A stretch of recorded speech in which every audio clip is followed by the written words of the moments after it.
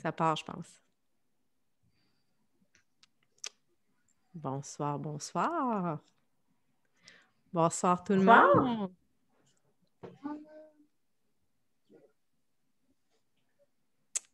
Il y a des gens qui commencent à se joindre à nous. Le temps qu'ils vont arriver, on va se jaser. Bonsoir Catherine, bonsoir Mélanie. Bonjour à vous deux, bonsoir. Contente de vous avoir avec nous aujourd'hui. On peut jaser un peu le temps que les gens arrivent, leur donner le temps de se joindre à notre discussion d'Arena présentée par M2 Assurance. Très contente cette semaine de recevoir Catherine Fagnan, qui est une collaboratrice à Femmes d'Hockey. Et Mélanie Olivier de chez Vivaille, fondatrice, présidente, experte en nutrition. Bienvenue sur cette discussion qu'on va avoir. Je vais laisser les filles se présenter elles-mêmes. Je vais commencer avec toi, Mélanie. Explique-nous un peu c'est quoi tu fais, t'es qui là, pour les gens là, qui sont avec nous ce soir. Qui suis-je? Bien, mon nom est Mélanie Olivier. Je suis nutritionniste du sport parce que j'ai pratiqué la nutrition sportive depuis maintenant plus de 20 ans. Et donc, je suis présidente de Vivaille, qui est une compagnie où on offre des services en nutrition, autant au niveau individuel que d'équipes, d'entreprises. On fait des conférences, on fait des ateliers. Là, on est beaucoup en ligne, bien entendu. Et notre expertise réside vraiment dans prendre, dans le fond, toute l'expertise qu'on a eue et qu'on a eue avec les athlètes d'élite, puis ramener ça à monsieur, madame, tout le monde, parce que souvent même, je trouve que les gens qui s'entraînent, qui font différents types de sports de tous les niveaux sont parfois plus occupés que nos athlètes d'élite. Alors, souvent, c'est encore plus les athlètes. Donc, on prend cette expertise-là qu'on ramène vraiment sur le terrain. Donc, on est vraiment des nutritionnistes de terrain. Pour ma part, j'ai étudié à l'Université de Montréal. J'ai fait ma maîtrise en nutrition sportive, une session en kinésiologie également pour vraiment bien comprendre. Je suis issue du ski alpin. Ben oui, c'est ça. Tu as fait partie de l'équipe du Québec de ski alpin, là. Exact. Donc, à l'époque, c'est ça, j'ai coaché en ski aussi, fait que j'ai vu la partie coaching. Et puis, c'est ça, j'étais allée aux Jeux universitaires parce que là, à l'université, j'ai quand même continué le ski, mais en faisant mes études en nutrition. Et par la suite, j'ai commencé à travailler pour l'Université de Montréal, j'ai donné des cours. Et puis, j'étais à l'Institut gériatrique comme coordonnatrice de stage et j'ai commencé à travailler avec la boxe. Et puis oui, là, c'est j'ai eu ça, une hein? offre de partir. Oui! Comme je disais, mon père, j'ai lâché ma vraie job, m'en aller dans le bois avec une gang de gars. Ça a commencé comme ça. Et là, j'ai fait de la nutrition sportive avec la boxe professionnelle pendant 15 ans. Puis à travers ça, j'ai commencé à travailler avec des athlètes d'élite aussi, dont mon premier joueur de hockey qui était Vincent Lecavalier. Ah, quand même! À l'époque. À l'époque, je faisais des petits plats, puis toute la patente. Tu sais, tu as travaillé avec Luciane Boutet, avec Éric Lucas. Tu as été la première nutritionniste pour le Canadien de Montréal. Tu as accompagné aussi des Olympiens. Tu as été la première nutritionniste, encore une fois, une première. Tu es vraiment première au sein du comité olympique canadien. Fait que, bon, des athlètes, tu connais ça. Fait que imagine, pour monsieur, madame, tout le monde, je pense que la nutrition, c'est ton domaine. Catherine, explique-nous un peu, tu es collaboratrice à Femmes d'Hockey, tu as ton entreprise, tu es dans relations publiques et en communication. Explique-nous un peu, toi, c'est quoi ta relation avec le hockey? Oui, moi, je suis une femme de hockey aussi dans presque tous les sens du terme. Je suis une mère de 2 enfants, mon garçon joue. Je suis une gérante d'équipe de hockey aussi en temps normal, parce que là, cette année, j'ai eu un bref mandat. Je suis passionnée d'hockey comme toi, Isabelle, comme beaucoup de gens qui nous suivent aussi. Je collabore avec la plateforme. Et puis, aujourd'hui, je suis là aussi parce que je suis moi-même une joueuse de deck hockey. On va en parler tout à l'heure, là, mais je joue dans 2 équipes. J'adore ce sport-là. J'ai très hâte d'ailleurs de vous en parler. C'est comme, OK, tu as ton entreprise, tu collabores, tu as 2 enfants, tu joues dans 2 équipes, tu es gérante, c'est comme, t'arrêtes pas, là. faut s'animer, hein? Faut aller là où on a du Ouais. plaisir, où est-ce qu'on vit nos passions. Puis c'est un petit peu ce qui nous rassemble un peu dans Femmes de hockey. Puis tantôt, on découvre en fait plein d'invités super intéressants. Mélanie, je suis contente de te rencontrer aujourd'hui. Puis je suis sûre qu'on va avoir on va prendre plein de choses intéressantes parce que la nutrition, notamment, quand on fait du sport, autant pour les enfants que nous, c'est super important. Fait que je suis sûre qu'on va apprendre plein de belles choses aujourd'hui. C'est super important. D'ailleurs, tu avais signé un article sur Femmes de hockey sur la nutrition, mais étant pas nutritionniste, tu étais allée voir une amie nutritionniste pour aider, donner des trucs. Mais moi, je suis super contente, puis tu sais, parce que officiellement, on a un partenariat Femmes de hockey avec Viveil, avec l'équipe de Mélanie. C'est super cool parce que c'est vraiment un élément important dans notre sport, quoi manger avant, pendant, après. Fait que plutôt que nous s'inventer nutritionniste qu'on n'est vraiment pas, là, on est peut-être bonne pour faire des recettes puis poursuivre les bonnes directives, mais on va te laisser nous guider dans ça, puis on va partager votre contenu, puis on va vous faire, puis même on va vous parler tantôt d'une belle petite affaire qu'on va vous lancer ce soir. Mais parlons nutrition, justement. C'est le mois de mars, vous le savez, c'est le mois de la nutrition. Quel est le thème cette année pour le mois de la nutrition, Mélanie? En fait, c'est l'individualisation de l'alimentation dans toutes les cultures, pour toutes les périodes de la vie. Donc, c'est vraiment une thématique où est-ce qu'on veut justement sortir un peu des tendances qu'on voit beaucoup, qui est un plan, un modèle, une diète pour tous, là. Ouais. Donc, moi, j'ai fait ça, essayé ça. Donc, c'est vraiment d'intégrer aussi les cultures et la diversité à travers l'alimentation parce que c'est très individuel, l'alimentation. Ouais. Moi, je dis, il n'y a pas un minou pareil, il n'y a pas un pitou pareil, il n'y a pas un tube digestif qui est pareil. On a tout notre historique, nos mémoires, c'est très intime aussi à certains égards, l'alimentation. Ouais. Hein, c'est la première chose qu'on crie quand on est. Ouais. Donc, c'est très important.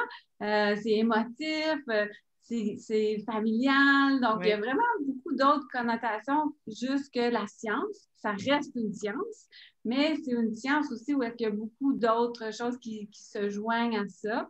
Et l'aspect science reste quand même très important parce que c'est une science qui est très jeune. On découvre encore des vitamines, on découvre des substances physico-chimiques qu'on ne connaissait pas à l'époque. Donc, c'est vraiment passionnant parce que ça évolue constamment.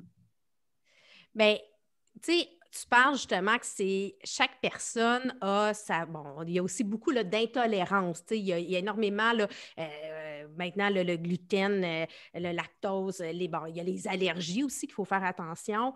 Mais quand on parle de nutrition, je ne sais pas si tu es d'accord avec moi, Catherine, avec nos enfants, quand on fait notre sport, peu importe le sport, qu'est-ce qu'on doit considérer? Puis là, j'en vois aussi là, à la maison, si vous avez des questions directes, vous avez des commentaires, écrivez-nous, on va vous répondre, on est là pour ça. Là. Gênez-vous pas, on est là. Donc, tu sais, quelle est la première chose qu'on devrait regarder si on veut se faire un plan alimentaire? On a posé la question justement à notre auditoire dans les derniers 24 heures. Est-ce que vous considérez, puis là, je vais vous trouver la question, est-ce que vous croyez que votre alimentation soit optimale pour l'atteinte de vos objectifs? Puis, dans la majorité des gens disaient non, je pense pas. On leur posait la question, penses-tu que oui, pense non? Mais qu'est-ce qu'on doit regarder pour penser que notre alimentation est correcte? C'est sûr que là, la première chose, c'est justement comme femme de hockey ou comme maman ou comme parent, là, surtout, je dirais la chose principale avec les jeunes, c'est où est-ce qu'ils sont dans leur croissance et dans leur développement physiologique. Parce qu'on sait, un 12 ans d'une famille ne peut pas du tout être la même 12 ans dans une autre famille. Et ça, c'est vraiment dur pour les jeunes. Les filles, totalement différentes des garçons, surtout à l'époque dans la période d'adolescence. Donc, la période physiologique où est-ce qu'est le jeune va déterminer beaucoup justement la stratégie alimentaire qu'on va adopter. C'est sûr que dans la partie de l'adolescence aussi, c'est là où est-ce que, bon, des fois, il y a peut-être des intolérances qu'on avait jeunes qui s'en vont. Il y a des fois des allergies qui arrivent. Fait que c'est vraiment une période qui est vraiment riche en surprises. Des fois, c'est 6 pouces dans l'été. Là, les parents nous disent, mais c'est normal, ils mangent, ils mangent, ils mangent. Oui. Donc, il y a vraiment... Fait que la première chose, je dirais, qui est importante, c'est de savoir où est-ce qu'on est dans cette période-là de l'alimentation. Puis, de voir si, justement, on travaille beaucoup avec les courbes de croissance aussi à ces âges-là. Bon, est-ce que, dans le fond, on a une alimentation qui nous permette vraiment d'avoir un bon sommeil, d'avoir une bonne concentration à l'école? Mm-hmm. Parce que, il y a ça aussi, l'humeur chez le jeune, tu sais, puis bon, nous, on deal aussi avec souvent la prise de médication. Fait que ça, il faut travailler l'alimentation en fonction de la perte d'appétit. Fait que est-ce que l'appétit est bon? Est-ce que mon sommeil est bon? Est-ce que ma croissance est régulière? Si j'ai vraiment une poussée, bien, est-ce que je me suis adaptée au niveau alimentaire ou ça fait juste qu'au lieu de manger 2 tonnes, j'en mange 6? Mais ça ne veut pas dire que j'ai suffisamment des bons nutriments. Donc, c'est des choses qu'on va regarder vraiment au niveau de quelle période on est au niveau du jeune dans sa croissance.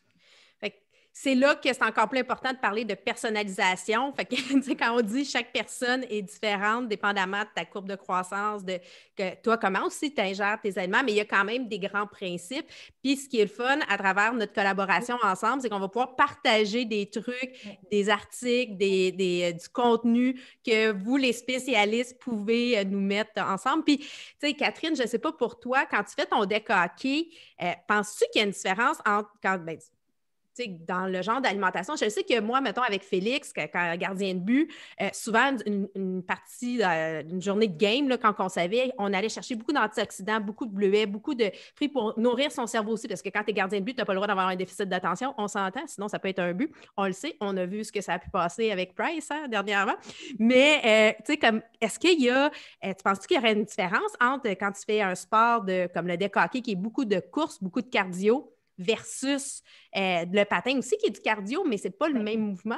Ou, Premièrement, là, je te dirais que pour le regarder, l'observer avec mon garçon qui a 12 ans, puis moi-même, quand je joue, si on ne mange pas les bons aliments dans la bonne durée avant, on s'en ressent.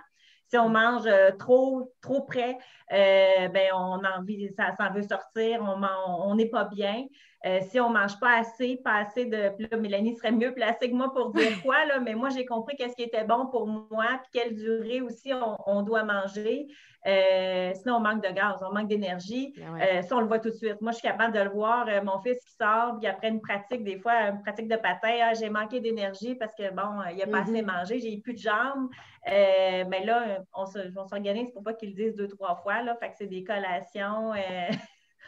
On essaie de s'en se bourrer là, parce qu'on s'en ressent. Je ne sais pas si Mélanie veut ajouter, mais pour le décaqué, moi, la différence que je vois, c'est dans les conditions. Moi, je joue été comme hiver, mais c'est un sport où il fait très chaud parce qu'on transpire, on court au lieu de glisser sur la glace. Donc, c'est une bonne hydratation. Là. Je pense que ça, c'est super important. Puis moi, j'essaie tout le temps d'avoir protéines, glucides avant. Là. Je ne sais pas si Mélanie a des conseils à nous donner, là, mais nous autres, dans notre running gang, là, je dirais dans nos équipes, là, je salue d'ailleurs mes collègues, c'est les pouleries.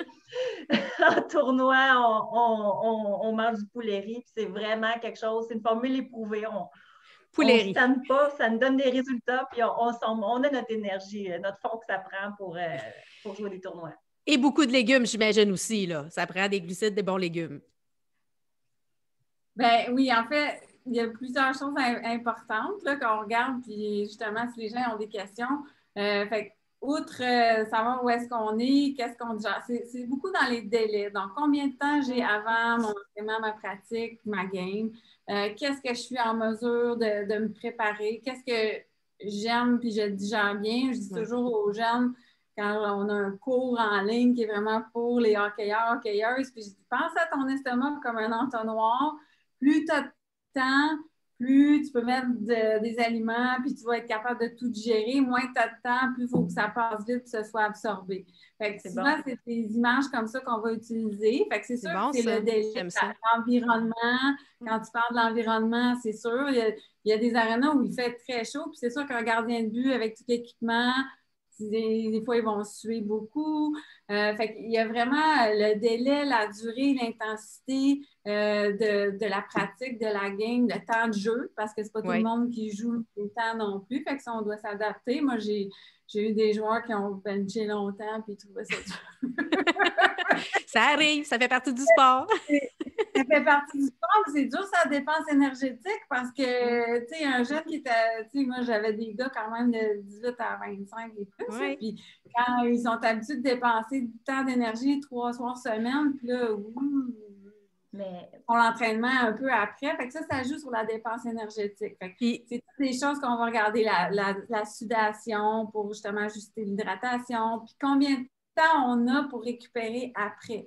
Parce que souvent, les pratiques, les games, c'est-tu sur l'heure du repas? Ça, c'est souvent une question qu'on a. Qu'est-ce qu'on fait quand ma pratique est l'heure du souper? Fait que c'est des choses comme ça qu'on regarde pour bien individualiser puis organiser l'alimentation justement pour que l'énergie soit là pour être suffisante pour que, dans le fond, on soit agile, on ne manque pas d'énergie, on soit attentif, puis on récupère bien, que ce soit plaisant aussi, puis éviter les blessures. On a des questions sur le chat, justement. On a Nathalie qui nous demande, est-ce que les suppléments, c'est recommandé pour compléter un programme de nutrition? Ça, c'est la première. Puis Vicky, je dis bonjour. Et on a une autre question, c'est est-ce que s'entraîner à jeun, oui ou non? Fait que 2 bonnes questions à répondre ici. Ben, je ne sais pas, Catherine, toi, si ça t'arrive de t'entraîner à jeun. Moi, ça m'arrive souvent. Puis, c'est pas mauvais. Ça dépend. C'est toujours ça la réponse en nutrition. Ça dépend.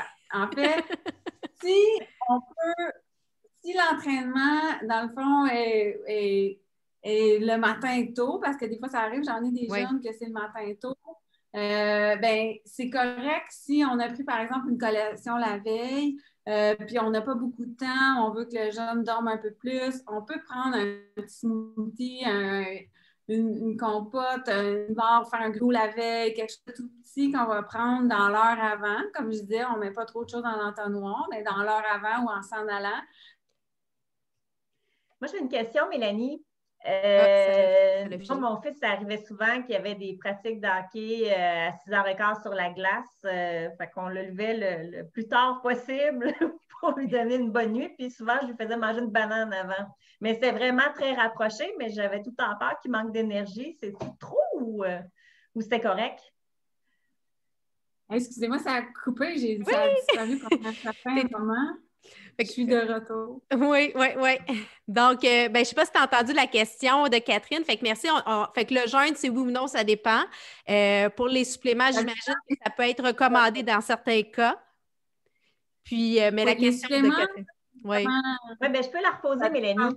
Ce que je disais, c'est que, mon fils, souvent, il avait une pratique du matin à 6h15. Fait qu'on on le réveillait le plus tard possible. Puis souvent, je lui donnais une banane pour être sûr qu'il ait assez d'énergie pour sa pratique.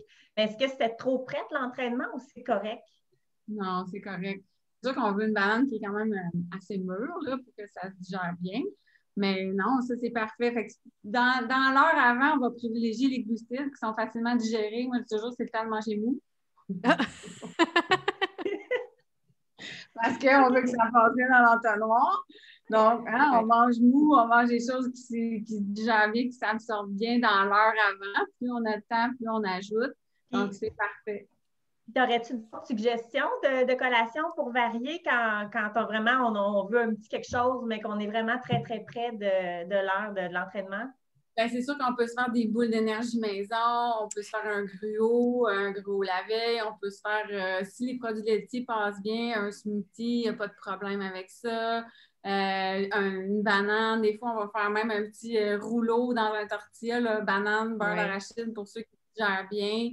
Oui, on a vraiment plein d'options possibles avant l'entraînement.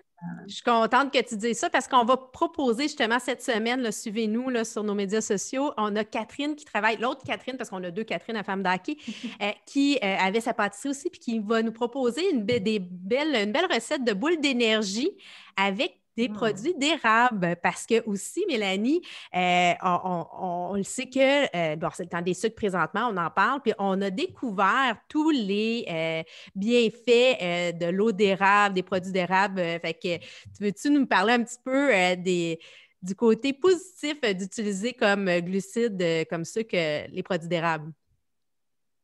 Ben oui, absolument. En fait, c'est surtout l'idée que, bon, quand on est un sportif, la façon de mettre en réserve, je ne sais pas si vous m'entendez bien, des fois ça coupe. Oui. De mettre en réserve les glucides, c'est le glycogène. Quand je mets en réserve 1 gramme de glucose, c'est aussi 3 grammes d'eau. Donc, on en a besoin des sucres pour que le muscle soit comme, moi j'appelle ça SpongeBob, bien épongé, comme un steak. On ne veut pas avoir des muscles que ça ressemble à du jerky, du bacon, tout sec. Donc, on veut un bon muscle juteux. Donc, on a besoin des glucides pour en mettre en réserve, puis pour qu'il y ait en circulation dans le corps et dans le cerveau. Puis, bien, tant qu'à choisir, si on veut se faire une boisson maison, une boisson sportive maison, bien, on est aussi bien de prendre un glucide de chez nous, donc un agent sucrant qui est le sirop d'érable. Donc, on peut utiliser pour faire une boisson sportive maison. C'est sûr qu'on peut en utiliser d'autres, mais c'est une belle option, surtout dans le temps des sucres, pour faire une boisson, des boules, on peut faire des bars. Il y a plein de recettes, même sur érables-du-québec.ca pour ceux qui veulent aller voir, sur notre site web également. Fait qu'il va en avoir ce mois-ci sur Vivaille, sur Femmes d'Hockey, parce qu'on a aussi un gel énergisant. Fait qu'on va avoir quelques recettes à vous proposer, puis on va aller voir sur Vivaille. Et là, on avait une autre question. En fait, on a plusieurs questions sur Femmes d'Hockey pour arriver à Discussion d'Arena. Bon, on a parlé déjà de notre alimentation optimale. Il y a la question M2 Assurance de notre partenaire présentateur de Discussion d'Arena. Si vous êtes victime d'un vol d'un sac à main, puis durant votre partie de deck hockey, là, parce que bon, on parle de deck hockey aujourd'hui. Seriez-vous couvert si votre identité était volée par la même occasion? Fait que vous avez le sondage, vous pouvez répondre. Je vais vous donner la réponse dans quelques instants. Mais avant ça, est-ce qu'on vous a posé aussi la question, avez-vous déjà joué au deck hockey? Bon, Catherine, oui, bien entendu, mais vous, parce que bon, il y a le thème street hockey, il y a le hockey bottine, le hockey balle, mais le hockey organisé, c'est le deck hockey. C'est quoi le deck hockey, Catherine? Bien, du deck hockey, c'est du hockey balle. C'est du hockey balle qui se joue à 3 contre 3 plus un gardien. Dans les équipes, on est ça dépend, là, entre 7 et 10 joueuses, parce qu'il y en a qui ont plus de cardio, qui veulent tout le temps être sur la surface. Nous, quand on est plus vieille, d'habitude, on a des équipes assez pleines pour se donner un petit temps d'arrêt pour récupérer. Mais moi, c'est un sport que je suis contente d'ailleurs, Isabelle, que tu m'as invitée à parler du deck hockey. Je suis tombée en amour avec ce sport-là. Moi, c'est quand mon fils a commencé à jouer au deck hockey avant de jouer au hockey sur glace, parce qu'il a commencé tard sa très jeune carrière. Puis, c'est en le voyant jouer que j'ai eu envie, moi aussi, de jouer. Puis, je me suis inscrite sans connaître, sans avoir jamais joué au hockey, sans avoir d'amis non plus, parce que j'avais personne à qui joindre dans une équipe. Et puis, j'ai pris le téléphone, j'ai appelé au centre de deck. Moi, c'est au deck hockey de Drummond, je suis à Drummondville. Puis, ils m'ont placée dans une ligue de repêchage pour les 30 ans et plus. C'est parfait quand on commence. Il y en a pour les plus jeunes aussi. Mais on se rend compte quand on joue contre des filles de 20 ans qu'on n'a pas la même énergie, puis des fois, on n'a pas les mêmes habiletés non plus. Fait que c'est un peu comme ça. Moi, je suis tombée dans le deck hockey. Puis, j'ai une petite anecdote d'ailleurs à vous partager parce que mon garçon, lui, font des cadres. OK, ils ont des entraîneurs, mais nous autres, quand on se lance, on n'a pas ça, nous autres. Là. Moi, je n'avais pas de technique. Fait que c'est mon fils, on a inversé les rôles, qui m'a montré les bases. Je pense qu'il avait 9 ans. C'est donc bien cool. Il m'a montré comment placer, faire les mises au jeu, parce que, oublie ça, là, on les perd toutes au début. Là. On a inversé les rôles. On jouait dans la rue avec les petits voisins, puis c'est lui qui me montre la technique, qui me corrige. Fait que je me dis, garde, moi, je te paye des écoles de hockey, puis toi, tu me montres à jouer. Fait un échange de rôle, puis ça devient agréable pour la famille, puis ça devient un moment familial intéressant. Ben oui, puis en même temps, on s'améliore. Parce que nous, quand on joue pour s'amuser. Je suis compétitive, mon équipe l'est aussi, mais on n'a pas de pratique. Là. On se présente puis on s'amuse. Bien, ce qui est le fun, c'est que la chronique cette semaine, justement, c'est toi qui la signes et on parle justement de Oui. deck hockey. Fait qu'on va avoir un peu plus de détails dans la chronique sur ce sport. Moi, je t'avouerais que j'ai envie de commencer. Je pense que, tu sais, je me dis, bon, de commencer à jouer au hockey sur patin à mon âge, pas sûr. Mais deck hockey, ça me tente, là. Je suis en train de regarder ça. Je pense que je vais me lancer, moi aussi, cet été, là. Je ne sais pas si le cardio va suivre, mais en tout cas, je vais consulter Vivaille pour ma nutrition, m'assurer d'avoir un maximum d'énergie pour quand va venir le temps de jouer. Effectivement. Puis si je peux juste faire un concours suivi sur ma chronique, j'ai vraiment fait un petit peu la tournée du deck hockey de A à Z. Si vous avez des questions, allez lire notre chronique qui va être sur le site de Femmes d'hockey. Si je peux convaincre quelques femmes de se lancer, bien, ça sera ça. Puis j'aimerais vraiment ça. Est-ce qu'il y en a beaucoup? Moi, c'est une question que j'ai. Êtes-vous beaucoup? Bien, juste, moi, dans mon centre de deck à Drummondville, c'est un des plus gros centres. C'est pas le plus gros centre au Québec. Je me suis informée, puis il y a 70 équipes de 70 filles équipes. dans les ligues pour femmes. 70. Hey, Ça, c'est à l'année, parce que nous, on joue été comme hiver. Fait que c'est Ouais. les équipes d'été plus l'hiver, mais on peut parler de pas loin là, de 600-700 femmes. Là. Wow! Ah, c'est super! C'est vraiment un sport qui gagne en Oui. popularité tout le temps, là, ça n'arrête pas. Puis il y en a même qui c'est vraiment disent que super pour les joueurs, excuse-moi, que c'est aussi un entraînement entre saisons. Il y en a qui vont jouer durant le printemps, d'été pour être à l'extérieur, changer. Puis vu que ça te demande aussi d'autres aptitudes, ça reste dans ton hockey, mais c'est complémentaire. Fait que c'est une autre tendance aussi chez les jeunes là, de compléter leur entraînement à leur saison en faisant du deck hockey. Oui. Puis pour vrai, on a chacun notre façon de dépenser notre énergie puis de faire du sport. Puis moi, j'ai besoin de challenge, j'ai besoin de défis, de compétition. Puis ce que j'aime du deck hockey, c'est qu'on se présente pour notre match. On n'a pas l'impression de faire un entraînement, mais on sue, on a chaud. Puis oui, on bouge, on dépense énormément d'énergie. Mais en 45 minutes, la partie est finie, on s'est amusé, on a un sentiment de satisfaction. Puis après ça, on jase, on crée une chimie, une synergie. C'est vraiment ce que j'aime du deck hockey. Puis, pour emprunter une expression d'un centre d'amusement, une fois c'est passé, là, une journée c'est passé. Fait que moi, c'est pour ça que je joue dans au moins 2 équipes, puis on remplace dans d'autres. Puis c'est vraiment plaisant. Ah ben c'est super Est-ce cool. que ça prend autant de coordination mains, yeux, pieds que le hockey sur glace? C'est pas si important parce que ils classent les gens, les filles, ben, qu'importe, on est tous cotés, on est évalués, puis on nous met dans une classe où est-ce qu'on est prêt à jouer. Fait que si tu es débutante, tu vas jouer contre des débutantes, puis il n'y aura pas de filles qui a déjà joué sur glace, qui va déjouer tout le monde. Ils ont vraiment équilibré des niveaux, c'est ça qui est plaisant. Puis on s'entend que dans les ligues récréatives, on n'est pas des expertes en maniement de balles. On apprend juste à protéger puis se placer, hein, Isabelle, le hockey sense. Puis, le hockey sense. Au but. Moi, j'ai appris là, cette année, là, durant le temps des fêtes, là, que mon bâton jouait des épaules, pas des poignets. Mais on ne m'a jamais montré. Là. Fait que je peux imaginer que c'est à force de jouer puis en étant sur la patinoire, parce que moi, je suis dans les estrades, là, ma job est d'encourager, de supporter puis de m'assurer que le plan de développement soit correct. Mais c'est vraiment intéressant. Je pense que ça vaut la peine. Fait que bon, Nathalie, tu n'as jamais essayé, elle nous écrit. Moi, j'ai jamais essayé. Bien, je pense que c'est une belle occasion de le faire. Vicky nous dit, elle a joué au hockey COSOM. Je pense que ça se ressemble, le deck hockey COSOM. Oui, ça se ressemble. C'est complémentaire. Fait que tout le monde, on vous invite, si vous ne l'avez pas essayé, de le faire en espérant que les centres seront ouverts parce que, bon, moi, j'ai bien espoir qu'on va pouvoir recommencer à faire nos sports. Avant de clore ça, le mois de mars, c'est aussi le mois de l'équité, de Gender Equity pour la Ligue nationale de hockey. Il y a un grand programme, il y a des belles choses qui se passent et la semaine prochaine, c'est aussi la journée de la femme. On a toute une programmation là, pour vous la semaine prochaine là, qui s'en vient. D'ailleurs, notre invité la semaine prochaine, vous le savez, quand vous regardez Discussion d'Arena, vous savez, notre invité, c'est nul autre que la coach des coachs Danielle Sauvageau.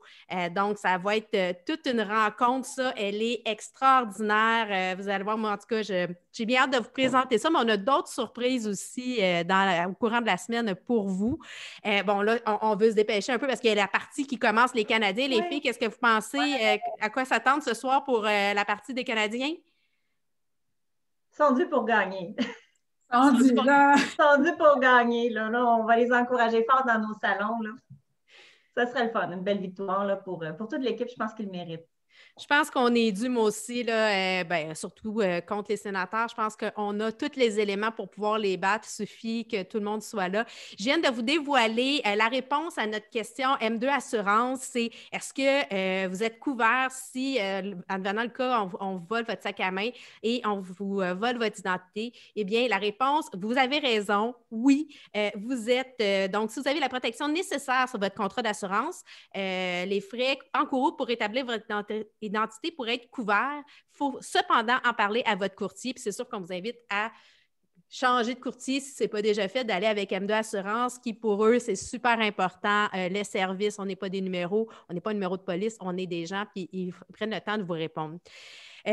Les filles, merci beaucoup d'être venues sur Discussion d'Arena. Mais là, hey, j'ai oublié d'annoncer notre super concours. Je suis en train d'oublier, c'est super important. On a, justement, pour vous aider, c'est important de bien manger.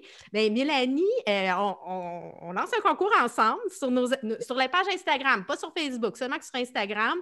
Donc, on vous invite à aimer nos pages, Femmes d'hockey, c'est pas déjà fait, et Vivaille. Et on vous fait tirer. Mélanie, c'est quoi que tu offres dans le... Nous, justement, on fait recettes, donc c'est un guide de recettes pour sportifs. Donc, il y a quoi? Des recettes pour avant, pendant et après. Et on a un nouveau guide pour hockeyeurs, donc nutrition hockey, qui est téléchargeable également. Ah, ben c'est super. Puis, ben, Femme d'hockey, c'est un super hoodie, le hoodie le plus confortable, Femme d'hockey. Donc, c'est un beau prix d'une valeur de plus de 75 $. Fait que ça vaut la peine. Allez aimer Femme d'hockey, Vivaille sur Instagram, commentez la photo avec le nom de 3 amis qui, elles aussi, ou amis, filles ou garçons, là, parce que c'est un concours qui est pour les deux, du hockey, on en mange. Fait que c'est notre concours, mais dès maintenant, c'est disponible. Fait que Catherine, Mélanie, merci beaucoup d'être venue à Discussion d'Arena. On refait ça certainement. C'est sûr qu'on aura d'autres occasions. Si vous avez des questions, si vous avez des sujets à la maison sur Discussion d'Arena, gênez-vous pas à nous les écrire. On est toujours là pour vous. Sur ce, je vous souhaite une belle semaine, tout le monde. Merci beaucoup, Isabelle. Merci, Mélanie. Félicitations, comme on dit, félicitations pour votre beau programme. C'est un beau programme, mais la programmation, parce qu'Isabelle, je peux prendre un 30 secondes, c'est la journée de la femme la semaine prochaine, mais je pense que tu es une belle influenceuse pour justement valoriser la place des femmes dans le milieu du hockey. Il y a des invités vraiment intéressants. Bravo, Isabelle. Bien, merci. Écoute, c'est un grand plaisir, un grand privilège, puis c'est tellement des belles rencontres, puis on a une belle programmation encore, là, je ne vous dévoilerai pas toutes nos invités sur le podcast et notre discussion d'Arena, mais on a des belles femmes, des belles personnes aussi qui s'en viennent pour nous parler et mettre en valeur les femmes dans le hockey. Merci. Vraiment.